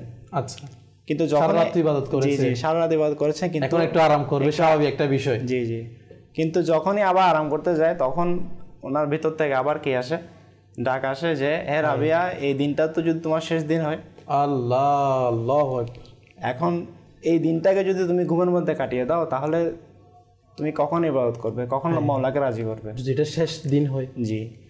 তো তিনি কি করতেন, আর ওই দিনের বেলাও আরাম করতেন না, জিকির তসবিহ এবং ইত্যাদি ঘরের কাজকর্ম, যেটা আপনি এটাও এই প্রসঙ্গটা তুলেছেন যে আমাদের ইসলামী মা বোনদের যে ইবাদতের বিষয়ে এবং নেককার যে আমাদের রাবিয়া বসির রহমতুল্লাহ তাআলা ওনার এবং আরও যারা নেককার বান্দিনী আছেন ওনাদের বিষয়ে পার্থক্যটা। তো দেখেন ওনারাও এই মাদানী চ্যানেলের দর্শক শ্রোতা, বিশেষ করে ইসলামী মা বোনদের খেদমতে আর্জ করছি যে ওনারাও ঘর সংসার কাজকর্ম ইত্যাদি বাচ্চা কাচ্চা এই লালন পালন সবই করেছেন, কিন্তু ওনাদের মূল উদ্দেশ্য ছিল আল্লাহ তাআলা সন্তুষ্টি। সুবহানাল্লাহ সুবহানাল্লাহ। আমরা আমাদের উদ্দেশ্যটাকে হারিয়ে বাকি সব কাজকর্ম ঠিক রেখেছি। আল্লাহ, যে আমাদের খাওয়ার টাইম, খাওয়া, রান্না করা, কাপড় চোপড় ইস্ত্রি, অর্থাৎ পরিষ্কার পরিচ্ছন্ন কোনো কিছুর মধ্যে কিনে, কিন্তু ঘুমানো বলেন সবকিছু সবকিছু সবকিছু আপ টু ডেট। এই মনে করেন ফার্নিচার নিউ থেকে নিউ, যেটা আমাদের পুরোনো ফার্নিচার আছে সেগুলো 6 মাস পরে আবার চেঞ্জ হয়ে যাচ্ছে, আমাদের ঘরের ডেকোরেশন চেঞ্জ হয়ে যাচ্ছে, লাইটিং চেঞ্জ হয়ে যাচ্ছে, রং চেঞ্জ হয়ে যাচ্ছে, কিন্তু আমরা চেঞ্জ হচ্ছি না। আমাদের আমলের মধ্যেও কোনো চেঞ্জিং নেই, পরিবর্তন নেই। আর আমাদেরকে যখন আমলের ব্যাপারে বলা হয় তখন আমরা বলি আমরা তো গুনাহগার মানুষ, ওনারা তো আল্লাহ তাআলা নেক বান্দিনী ছিলেন, ওনারা তো আল্লাহ তাআলা খাস মানুষ ছিলেন, সেজন্য ওনারা পারছেন, আমরা পারতেছি না। এটা হচ্ছে শয়তানের সবচেয়ে বড় ধোঁকা। জি, অর্থাৎ আমরা নিজেকে চেঞ্জ করার জন্য কতটুকু চেষ্টা করেছি, আমরা নিজেকে চেঞ্জ করার জন্য, পরিবর্তন করার জন্য, ইবাদতের দিকে আনার জন্য আমরা কি কি ত্যাগ স্বীকার করেছি। আচ্ছা, আপনি যেটা বলছেন যে যেমন আমরা যারা বলছি ইনাদের মতো আমরা হতে পারবো না, ইনারা তো আপনি যেটা বললেন ইনার জীবনীতে মনে হয় এরকমই যে ইনি এরকমই দিন আসতে বলতো না আমি সেটা আমার শেষ দিন হতে পারে, এটাও কি ইবাদতের মধ্যে কাটিয়ে দিতেন। রাত আসলে রাতকে বলতেন এটা আমার শেষ হতে পারে, ইবাদতের মধ্যে কাটিয়ে, এভাবে নাকি প্রায় 30-40 বছর অ্যাপ্রক্স, একটা আনুমানিক অনেক বছর। রাবেয়া বসির রহমতুল্লাহ তাআলা 50 বছর জি বালিশ ছাড়াই আরাম করেছেন। আল্লাহ, এখন দেখেন মানুষ বাঁচে কয়দিন, হায়াত কয়দিন। হায় আল্লাহু আকবার। আর উনি তখনকার সময় হজ করেছেন পায়ে হেঁটে, খালি পায়ে। সুবহানাল্লাহ সুবহানাল্লাহ। ইবাদতের মধ্যে স্টেপ আছে, হজ তো সবাই করতেছে, কিন্তু ওই হজ কেউ কি A grade B grade C grade, আমাদের রাতে ইবাদত করতেছে, ওনাদের দিন রাত একেবারে না ঘুমিয়ে বছরকে বছর কাটাচ্ছে। তো আমরা তো এমন যে না আমরাও তাদের মতো হওয়ার সৌভাগ্য, আমরা তো কমপক্ষে যেগুলো ফরজ নামাজ আমাদের ফজরে রয়েছে, আমাদের 5 যেগুলো ফরজ এগুলো আমরা পড়তে পারি, তাহাজ্জুদ আমাদের সৌভাগ্য হলে এটাও পাঠ করা, কিন্তু যেগুলো আমাদেরকে ওয়াজিব ফরজ সুন্নত এগুলো তো আমরা না ছাড়ি। বড় উদ্দেশ্য এটা, এনাদের জীবন তুলে ধরার মকসদ তো এটাই। আপনি যেটা বলেছেন আমি এই কথাটা এই জন্যই বলা যে আমরা বলি যে আমাদের ইনাদের মতো হতে পারবো না, এটা তো এরকম নয় যে আমরা ইনাদের মতো পুরা 40-50 বছর আপনি একেবারে বা না ঘুমিয়ে কাটিয়ে দেন। আসলে কাউসার ভাই, আমরা যদি ওনাদের কাছ থেকে কিছুটা যারা পরিমাণ পেতে চাই তাহলে ওনাদেরকে স্মরণ করার সাথে সাথে অনুসরণ করতে হবে। অবশ্যই অবশ্যই। এখানে আমাদের মধ্যে যেটা কমতি সেটা হচ্ছে অনুসরণের। স্মরণ তো হচ্ছে আমরা এই এখনো স্মরণ করতেছি। জি জি, এখনো আমরা স্মরণ করছি, এটাও ইবাদত অবশ্যই, এটাও স্বভাব, এটাও নাজাদ একটা মাধ্যম। কিন্তু শুধু স্মরণের মধ্যে যদি আমরা সীমাবদ্ধ থাকি, অনুসরণ না করি, তাহলে আমাদের মধ্যে চেঞ্জিং কীভাবে আসবে? জি জি, এটা আসলে খুব গুরুত্বপূর্ণ একটি পয়েন্ট যে আমরা স্মরণ তো করলাম, আলহামদুলিল্লাহ সৌভাগ্য হলো, নিয়ামত নসিব হলো, রহমত এর মধ্যে আমাদেরও থাকার সৌভাগ্য হলো, কিন্তু আমরাও এনাদের মতো কিছু ইবাদতের পরিবর্তন আনা উচিত। যে না আপনারা এটা বলছি না যে আপনি একেবারে 20-30 বছর যা জীবন আছে দিন রাত না ঘুমিয়ে কাটিয়ে দেন, না খেয়ে দিয়ে কাটিয়ে দেন, বালি ছাড়া না ঘুমিয়ে কাটিয়ে দেন, এমন না, কিন্তু আমাদের কিছুটা হচ্ছে পরিবর্তন আসা উচিত। আমাদের আসলে পরিবর্তন হওয়ার জন্য যেটা ফজলে বললো, মন মানসিকতা তৈরি করা দরকার অবশ্যই। 2 নম্বর হচ্ছে গাইডের অভাব, পথ প্রদর্শকের অভাব। জি জি জি, আমরা পথ প্রদর্শক তাকে বানাই যিনি চাকচিক্য, যিনি আমাকে আপডেট বলবে, আপডেট ভার্সন, তারপর ফ্যাশনেবল, ডিমান্ডেবল, আমরা যেগুলো বলে থাকি। তো আমরা হয়তো ওগুলো নিয়ে চাকচিক্য নিয়ে বসে থাকি। জি, আপনি যেখানে হজ করার জন্য যাচ্ছেন সেখানেও সেলফি, খাবার শরীফ আমার পেছনে, সবজে গম্বুজ আমার পিছনে। জি, তো বুজুর্গরা দেখুন সবজে গম্বুজ দেখেই মাথা নিচে করে চোখের অশ্রু ছেড়ে দিয়েছে, নিজের চোখে পর্যন্ত। আর রাবিয়া বসরিয়া রহমতুল্লাহ তাআলা আলাইহা যিনি হজ করার সময় খালি পায়ে ছিলেন। তো খানায় খাবার সামনে গেলে তিনি অজ্ঞান হয়ে যেতেন। আল্লাহু আকবার, আল্লাহ পাকের ভয়। ওনার জন্য যদি খাবার আসতো আল্লাহ পাকের পক্ষ থেকে তিনি সেগুলো দান করে দিতেন। সুবহানাল্লাহ, সুবহানাল্লাহ। তো জ্ঞান যখন ফিরে আসতো তখন তিনি খানায় খাবার দিকে তাকিয়ে বলতেন, মওলা এটা তো ওই দরবার, এটা তো ওই আশ্রয়স্থল। কারণ এটা এমন একটা আশ্রয়স্থল যেখানে যে হাদিসের মধ্যে রয়েছে খানায়ে কাবা প্রথম দেখার সাথে সাথে যে দোয়া করা হয় আল্লাহ পাক সেই দোয়া কবুল করে থাকেন। সুবহানাল্লাহ, সুবহানাল্লাহ। প্রথম দৃষ্টিতে যে দোয়া করা হয় আল্লাহ সেটা কবুল করে থাকেন। আল্লাহ পাক সকল। তো এটা নিয়ামত বর্ষণের একটা স্থান হচ্ছে এটা, যেটা নিরাপদ বলা হয়েছে। তো তিনি সেখানে গিয়ে চিন্তা করতে মওলা এটা তো ওই দরবার, এটা ওই স্থান যেখানে সবাই আশ্রয় গ্রহণ করে থাকে। সুবহানাল্লাহ, সুবহানাল্লাহ। তখন তিনি এখানে এসেছেন, তিনি তাওয়াফ শেষ করে সাই শেষ করার পর ময়দান আরাফায় অবস্থান করবেন। বলতে লাগলেন তিনি ওই সময় মহিলাদের যেটা কিছু সময় তারা যখন অপবিত্র থাকেন, বলে যে আমি এখন মওলা এটা তোমার পক্ষ থেকে হয়েছে আমার সিচুয়েশনটা বর্তমানে, এটা যদি কোনো ব্যক্তির পক্ষ থেকে হতো আমি তোমার আবার অভিযোগ করতাম, এখন আমি তোমাদের এটা অভিযোগ করতে পারছি না এবং আমি এটা থেকে বঞ্চিত। তখন আল্লাহ পাকের পক্ষ থেকে আওয়াজ আসতে লাগলো যে রাবিয়া তুমি চিন্তা করো না, তুমি রাবিয়ার ওসিলায় সবার হজ কবুল করে নিয়েছি। সুবহানাল্লাহ, আল্লাহু আকবার, আল্লাহু আকবার। কেমন শান ও মান, তোমার ওসিলা কবুল করেছি। হায় দেখুন আল্লাহ পাকের নেককার বন্দেনীদের জাযা প্রতিফল আল্লাহ এভাবে দিয়ে থাকেন। সুবহানাল্লাহ, সুবহানাল্লাহ। এখানে সবাই তো আমরা জানি হজ করার জন্য তো অনেকেই যায়, সবাই কি আর নেককার নাকি? জি জি। এখানে অনেক পাপী গুনাহগার খাতাকার সিয়াকার অনেকেই যায়, অনেকে আবার তাকদীর পরিবর্তন হয়ে যায়, অনেকে আবার তওবা করে থাকেন পরিবর্তন হয়ে যায়।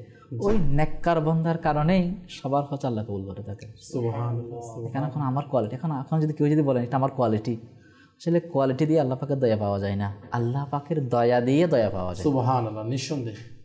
এই জন্য বুজুর্গ রহমতুল্লাহ সবসময় মাদাসিনার দর্শক শুনে থাকে যে বুজুর্গ রহমতুল্লাহ বলেছিলেন যে আল্লাহ দুনিয়ার মধ্যে দয়া করার জন্য তোমার অসংখ্য বান্দা রয়েছে, যাকে ইচ্ছা তাকে দয়া করতে পারো, কিন্তু আল্লাহ আমাকে দয়া করার জন্য তুমি রব ছাড়া অন্য কোনো রব নেই।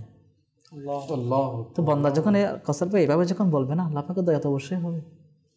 এই জন্যই তো হাদিসের আমানও বিশ্বাস করেছেন যে গরিবরা 500 বছর আগে জান্নাতে যাবে। এই জন্য ওমর বিন আব্দুল আজিজ রহমতুল্লাহ তারা যেখানে শুনেছেন তখন তিনি চিন্তা করতে লাগলেন আমি তো অমুকের মেয়েকে কী করেছি, শাদী করেছি, এখন আমার এই জিনিসটা বাকি আছে, কোনটা?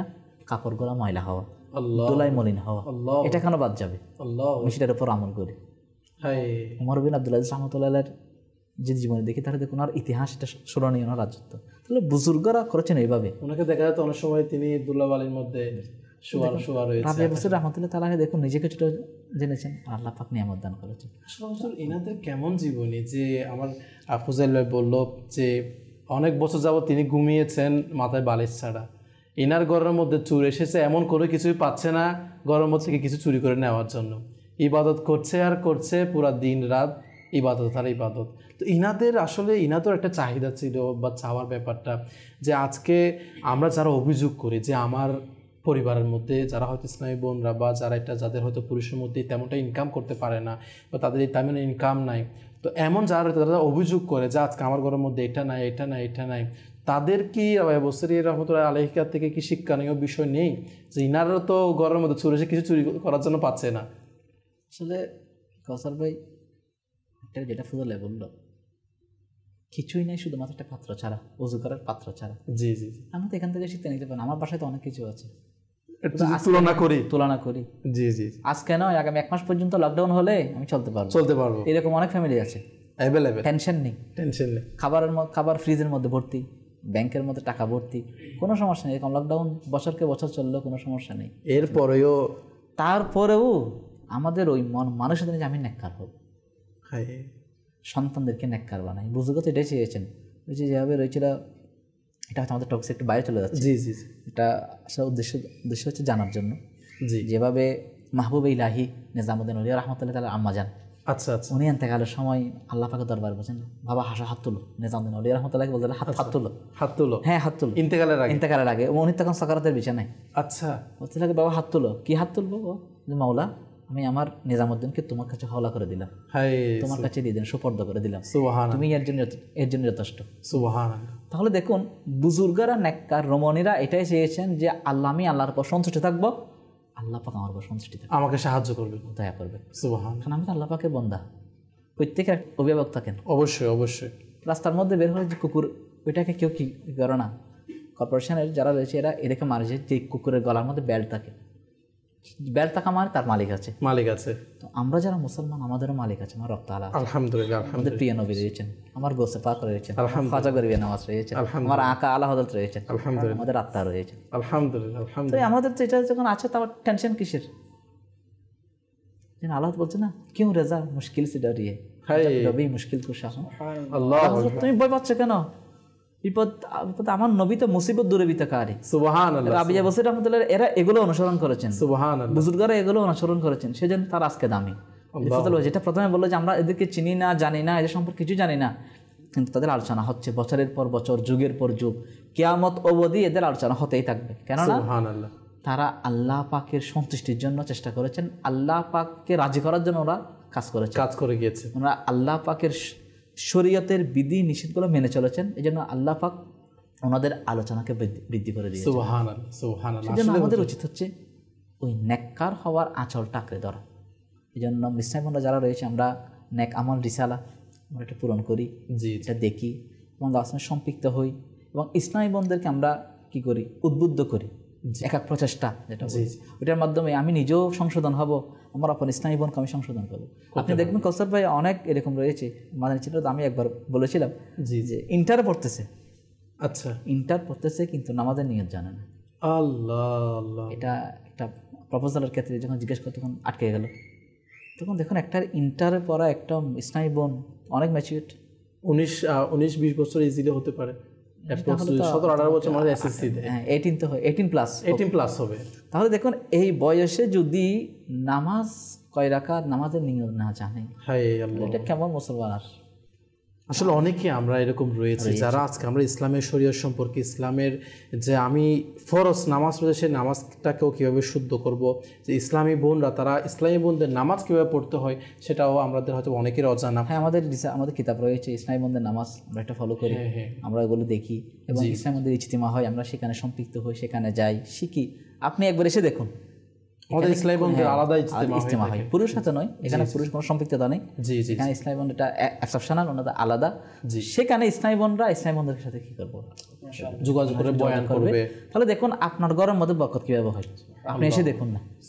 ইসলামী ভাইরা, আপনারা আসুন ইসলামী ভাইদের ইজতিমায়, সাপ্তাহিক ইজতিমায় যে মসজিদে হয় সেখানে ইসলামী বোন ইজতিমায় যান, দেখবেন আপনার ঘর সোনায় সোহাগা হবে। সুবহানাল্লাহ, অভাব থাকবে না কেন? অভাব না থাকলে আপনি আল্লাহ পাককে বলে যাবেন, অভাব সেটা থাকবে।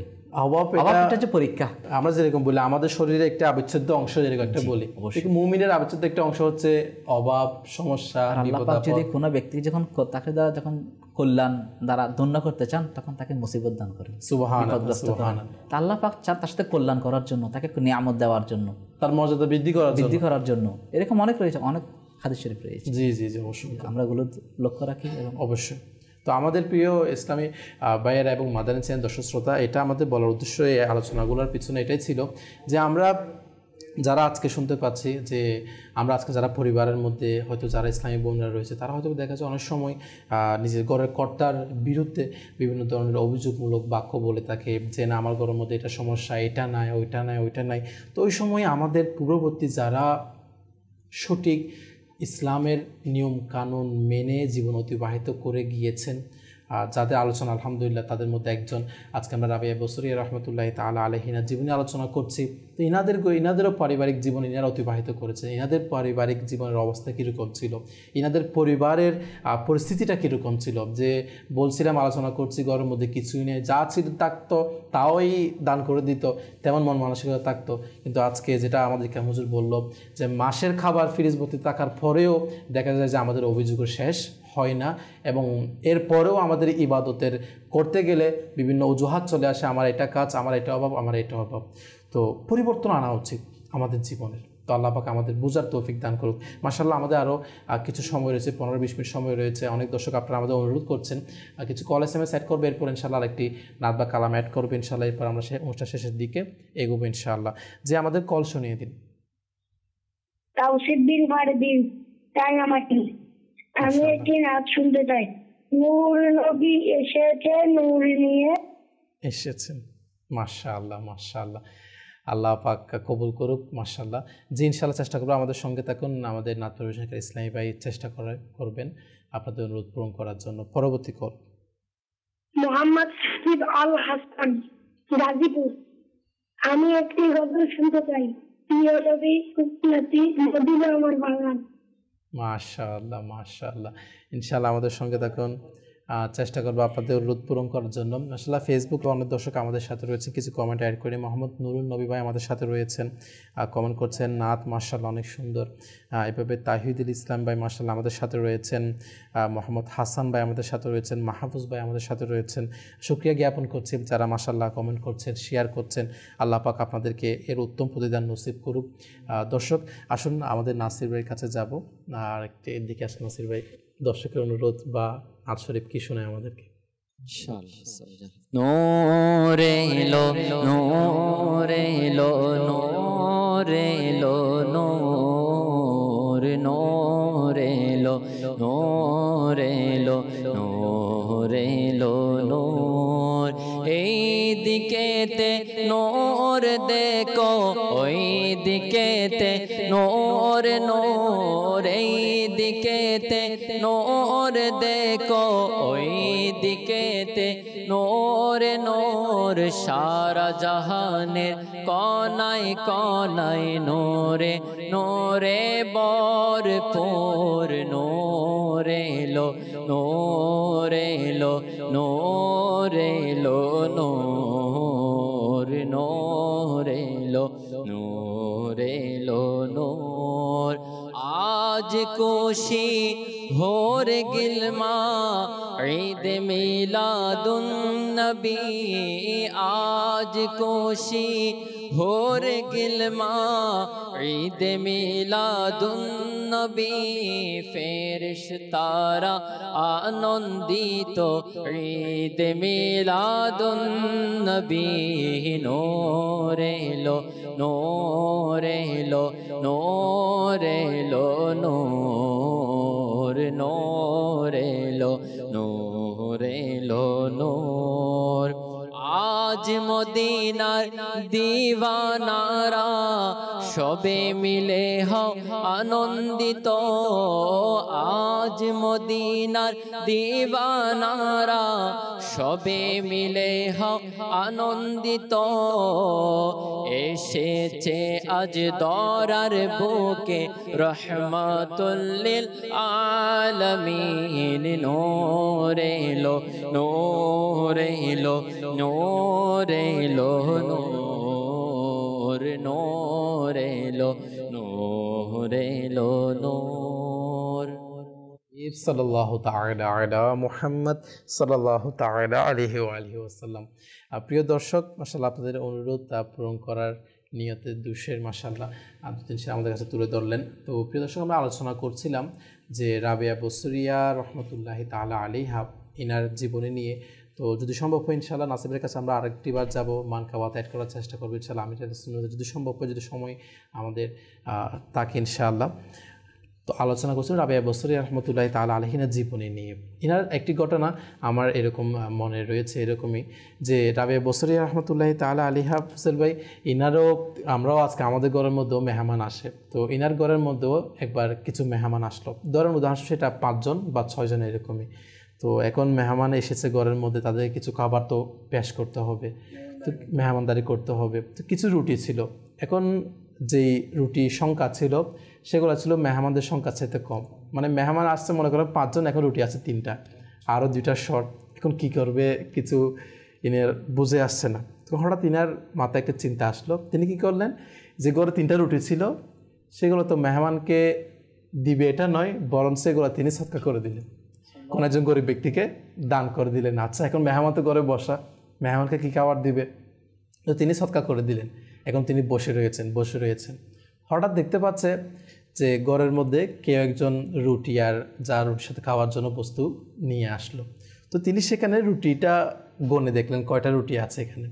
এখন দেখতে পাচ্ছে উনি যতটা রুটি দান করেছেন, ধরো উদাহরণস্বরূপ সেটা 5টা।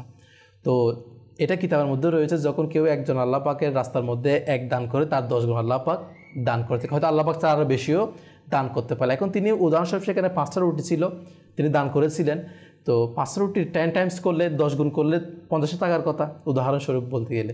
দেখতে পাবেন এখানে 50 সাথে আরও কি কম রয়েছে রুটি। তো তিনি বললেন আপনার মনে হয় ভুল হয়েছে, এগুলো আমাদের ঘরের জন্য, যে রুটিগুলো নিয়ে এসেছে তাকে বলছে এই রুটিগুলো আমাদের ঘরের জন্য না, হয়তো এগুলো অন্য কারো, আপনি নিয়ে যান। এখন উনি নিয়ে গেল, যে পারে তার কাছে গেল, গিয়ে বলল এরকম এরকম ওনার কাছে নিয়ে গেছিলাম, এখন তুমি বলতেছে যে এগুলো ওনার জন্য পাঠানো হয়নি, এগুলো নাকি ওনার না। এখন ওই ব্যক্তি যে পাঠিয়েছিল রুটিগুলা বা নাস্তাগুলা, তিনি গণে দেখলেন যে কোনো 2টা কি 3টা রুটি কম আছে, বলেন যাও আরও 2টা রুটি নাও, ওনাকে দিয়ে দাও। মনে করি 20টার মধ্যে 18টা ছিল, আর 2টা দিয়ে দেওয়া হলো।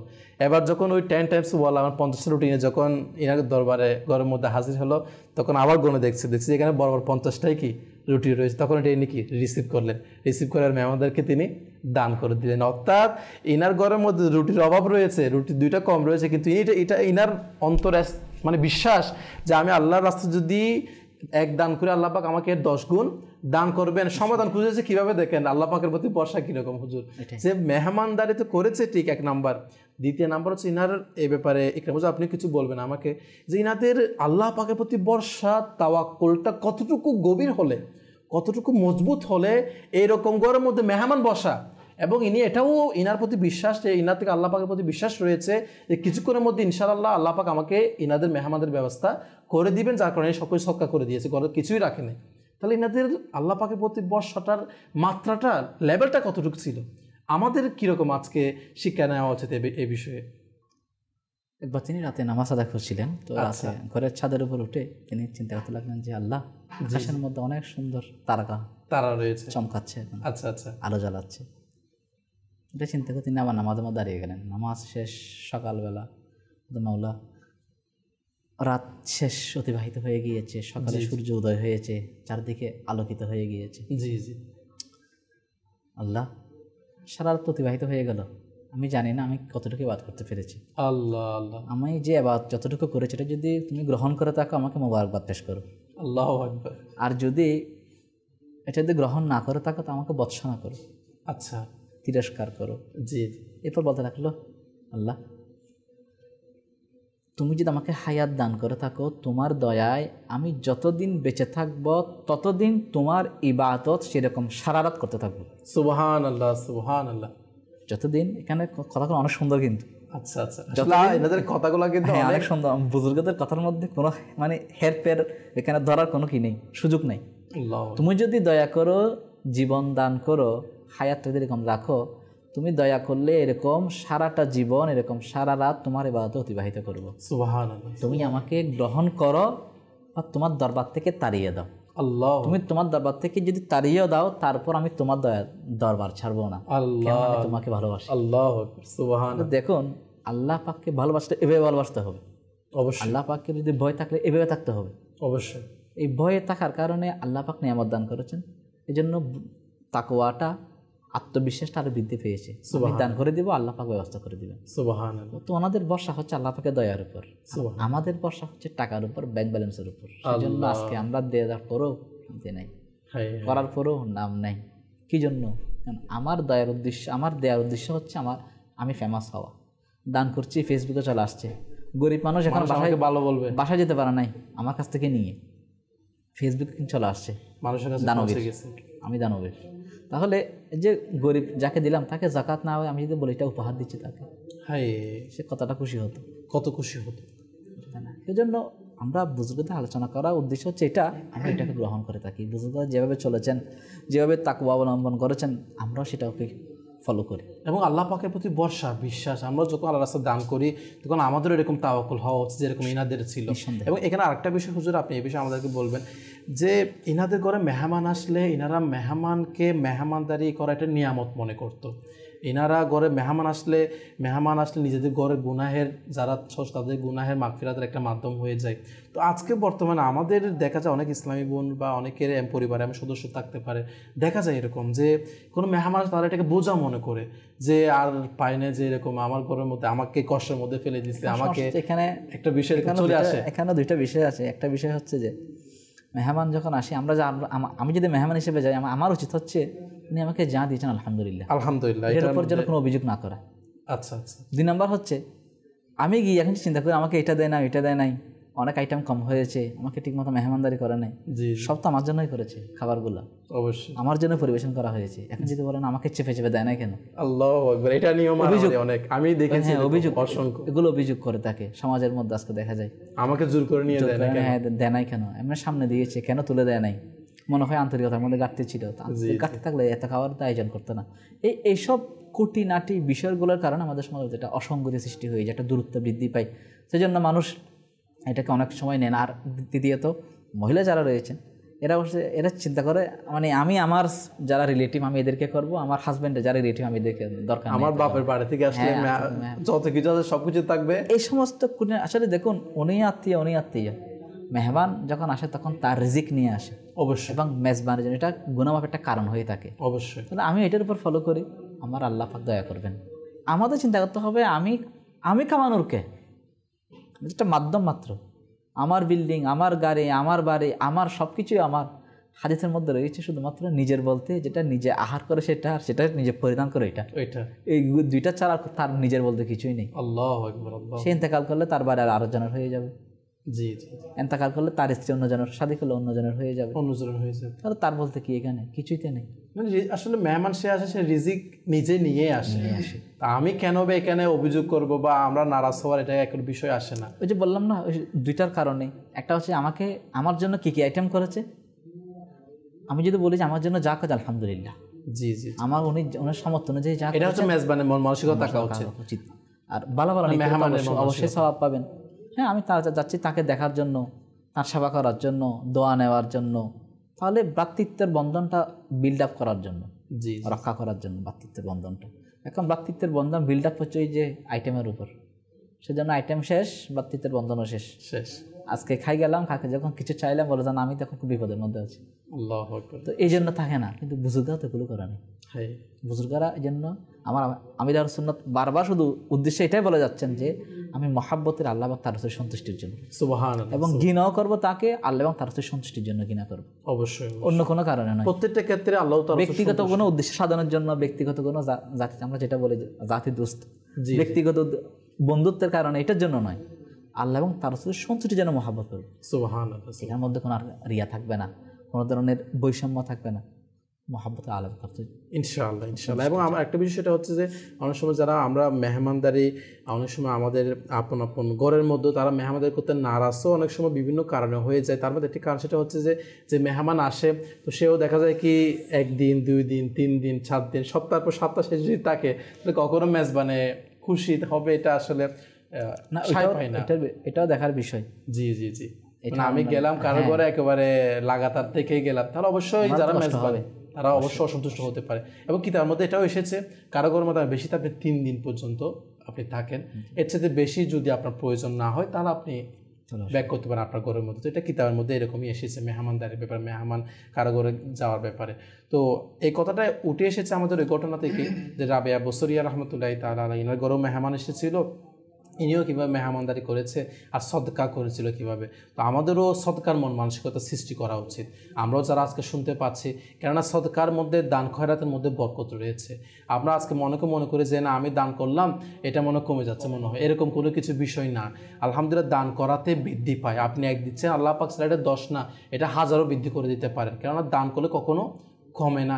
এখানে হচ্ছে এই সুবাতে আলহামদুলিল্লাহ আমাদের পুরো এখন সারা বিশ্বের মধ্যে টেলিতুন চলমান রয়েছে অনুষ্ঠান, এর দাওয়াতও প্রদান করলে আশা করি এটা একটা সুন্দর নেকের দাওয়াত হয়ে গেল। আলহামদুলিল্লাহ, দাওয়াত ইসলামের অধীনে আজকে বিশ্বের মধ্যে অনেক দেশের মধ্যে আজকে শত শত হাজার হাজার আজকে মাদ্রাসা, হেফজ বিভাগ, জামিয়াতুল মদিনা আলিম বিভাগ চালু রয়েছে, দর্শন নিজামী কোর্স চালু রয়েছে।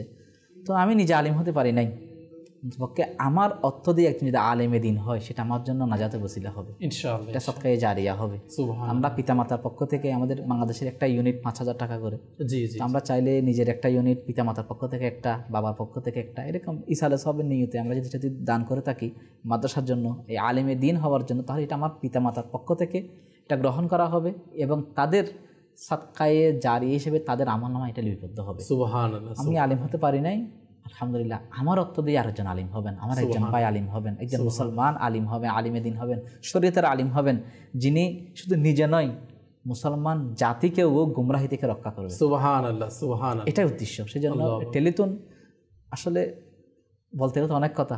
জি জি জি, টেলিথনের মাধ্যমে আমরা দাওয়াত ইসলামের এই যে আমাদের যে মাদ্রাসা যেগুলো আমরা একটা সহযোগিতার হাত আপনারা প্রসারিত করবেন, এবং আমি নিজেও নিয়ত করছি ইনশাল্লাহ, আমিও চেষ্টা করবো, আপনিও চেষ্টা করুন।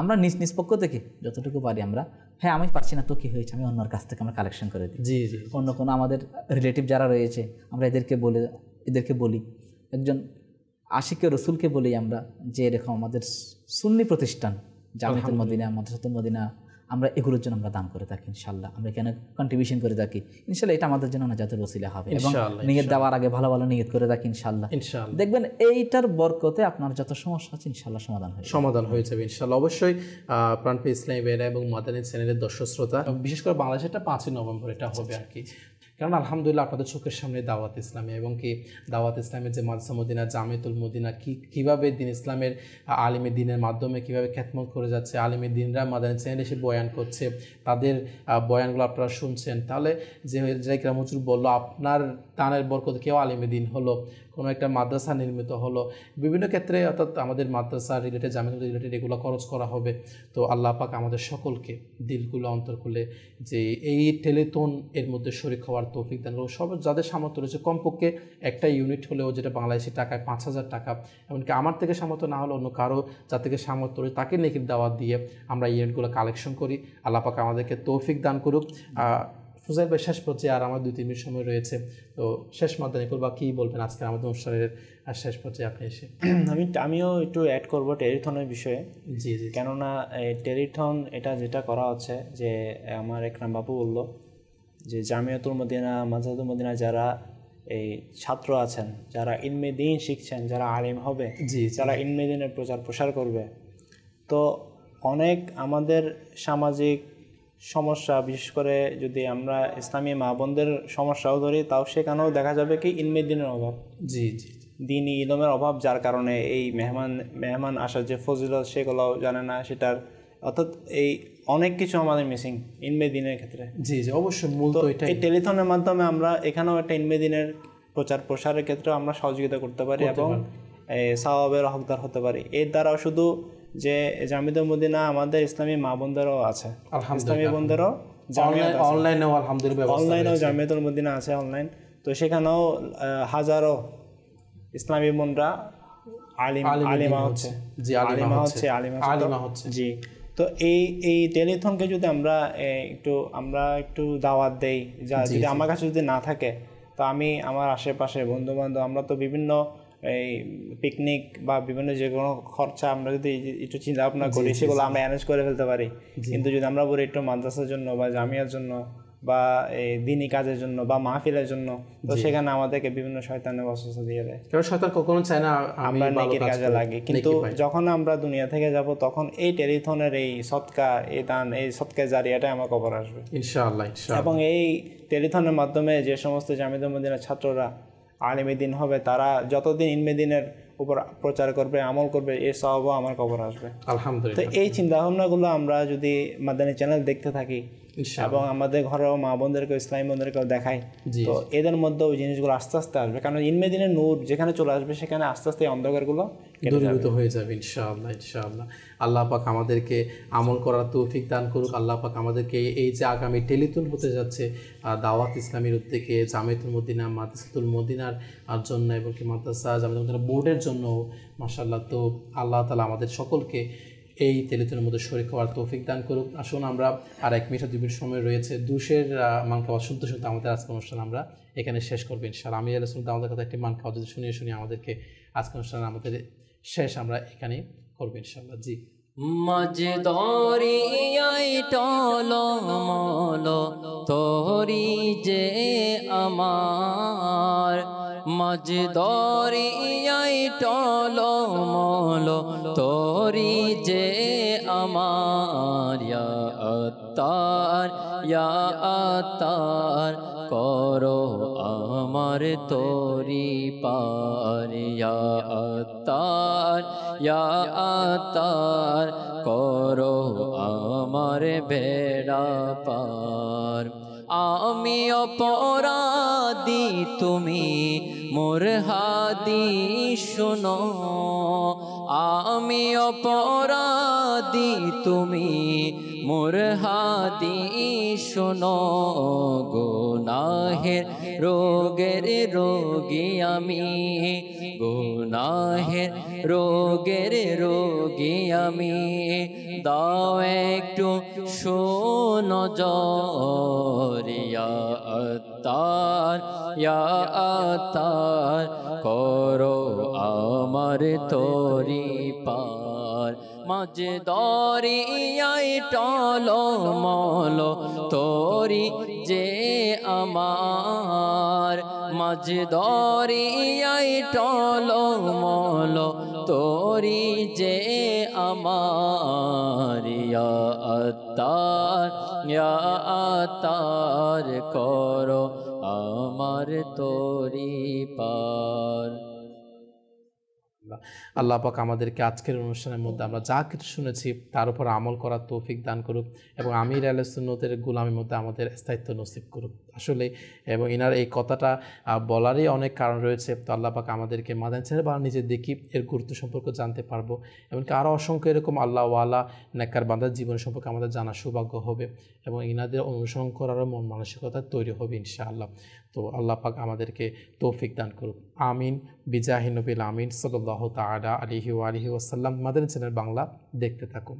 সাল্লু আলাল হাবিব সাল্লাল্লাহু তাআলা আলা আল্লাহ